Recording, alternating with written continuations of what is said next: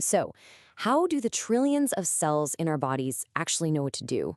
How do they coordinate to build something as complex as a heart or a liver or even just a simple blood vessel?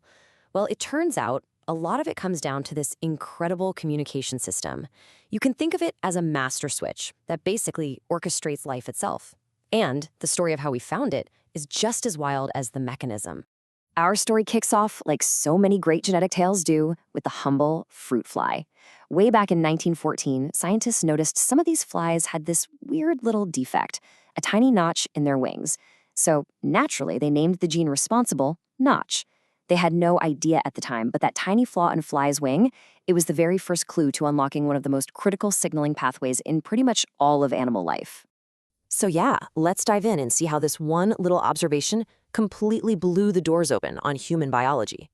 This timeline really puts the journey into perspective. I mean, for most of the 20th century, Notch was this interesting little puzzle for biologists. But then, in the 90s, the floodgates just opened. Suddenly, we're linking it to a rare stroke disorder, and then to a complex condition called Alagille syndrome. And fast forward to today, we now know that errors in this one single pathway are behind a whole list of human congenital disorders. Okay, so how does this thing actually work? Well, at its core, it's actually surprisingly simple. The best way to think about it is like a secret handshake between two cells that are right next to each other. Notch signaling is one of the most direct ways cells can possibly talk. They literally have to physically touch. This isn't like sending a long-distance message through the bloodstream. No, this is a direct, whispered command from one cell to its next-door neighbor telling it, hey, this is what you're going to become. All right, I know this diagram looks a little intimidating, but the core idea, just like the source material says, is deceptively simple. You've got the signal-sending cell up top and the signal-receiving cell down below. All the action, all the magic happens right at that point where they touch. Let's break it down into 3 easy steps. So first up, the handshake. A protein on one cell reaches out and literally grabs a receptor on the cell next to it. Step 2, this handshake flips a switch. A set of molecular scissors comes in and just snips off the inside part of that receptor.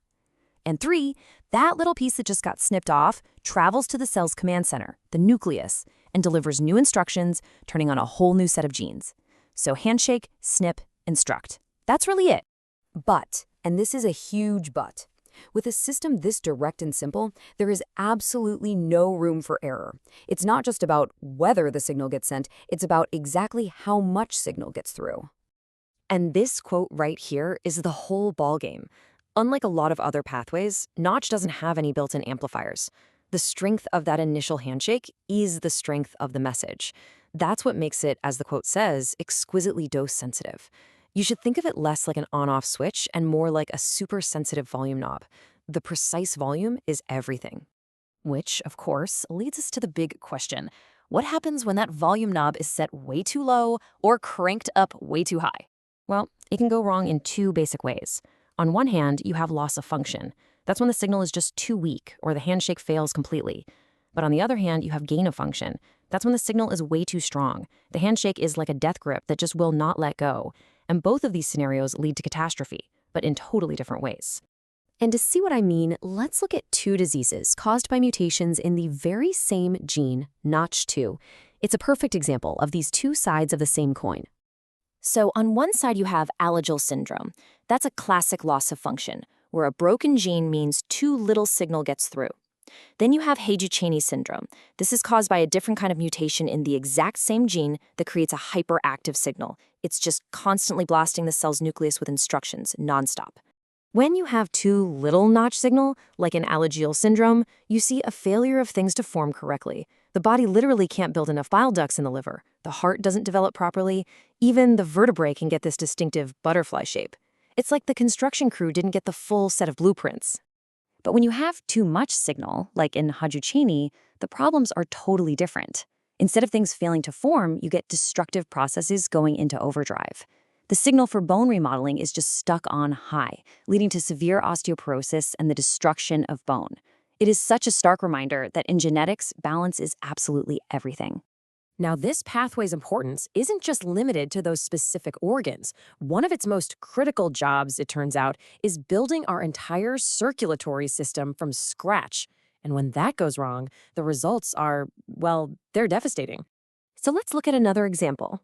The images you're seeing here, they show the signs of another rare disorder. You can see an underdeveloped skull and malformations of the hands and feet. And these really striking physical signs, they're all traced back to a failure in another one of the body's fundamental construction projects. This is Adams-Oliver syndrome, and it's often caused by a loss-of-function mutation in Notch1. Yep, the original Notch gene we found in that fly. It's basically a bad handshake between two of the main players responsible for building blood vessels. And this just brilliantly highlights the root of the problem. The main theory is that those physical defects you see are actually a secondary issue. The real problem is that the blood vessels in the developing scalp and limbs just didn't form right. Without good circulation, the tissue couldn't grow. It just goes to show how essential this pathway is for laying down all of life's essential plumbing. So, when we say essential, just how essential are we talking? Well, we can actually put a number on it. This table gives us an incredibly powerful way to see just how critical these genes are. That last column shows something called a PLI score. Just think of it as a score from 0 to 1 that measures how much nature tolerates a broken copy of a gene. 0 is no big deal, but a score near 1, that's a massive red flag. Now look at the genes we've been talking about. Notch1, JI1, DLO1, they're all sitting at 1.00. That number, 1.00, that's the whole story right there. A score of 1 is basically evolution screaming at us. It means that having even a single non-working copy of that gene is almost always incompatible with a healthy life. These genes aren't just helpful suggestions, they are part of the non-negotiable, absolutely essential blueprint for building a human being. And that leaves us with this one last thought. To go from a simple notched wing in a fly to a system so critical that nature itself refuses to let it break is just this profound reminder of the insane, delicate balance our genes have to maintain. And it really makes you wonder, right? How many other master switches like this are still hidden in our DNA, just waiting for us to find them?